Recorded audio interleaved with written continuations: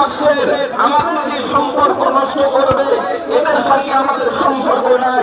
যে হিন্দুদের মনে করবেন যে পার্লামেন্টে বিধানসভায় গিয়ে বলবেন মুসলমানকে আমরা বলছি যারা এই মানুষের মানুষ, আমরা অনেক সম্প্রীতিটা গিয়েছি, সম্প্রীতি দেখাতে দেখাতে সম্প্রীতি দেখাতে দেখাতে আপনার আজকে আমরা ছেড়ে দিয়েছি, রামমন্দির হয়ে গিয়েছে।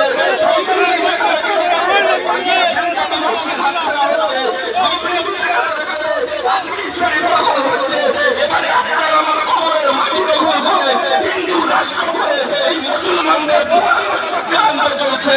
এই সম্প্রীতি চাই না, এই সম্প্রীতি আমরা মানি না।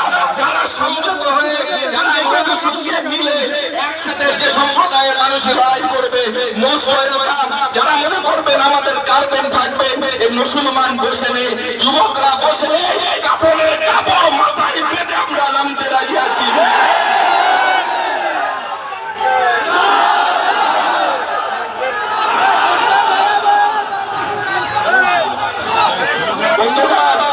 তাই আমি আপনাদের বলবো, আজকে অল ইন্ডিয়া মুসলিম পার্সোনাল ল বোর্ড সর্বদলীয় বৈঠক করে কলকাতায় তারা ডাক দিয়েছে 26শে ফেব্রুয়ারি ব্রিগেড চলুন, এই সহ এই 26 এপ্রিল ব্রিগেড চলুন শনিবার পড়ছে, ওদিন আপনারা ব্রিগেড চলুন।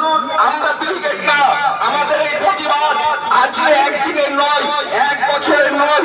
আমরা ওই ব্রিগেড থেকে এবং অল ইন্ডিয়া মুসলিম পার্সোনাল ল বোর্ড 26 তারিখ থেকে 7ই জুলাই পর্যন্ত গোটা ভারতবর্ষের কোণে কোণে এরকম পদসভা হবে, জনসভা হবে।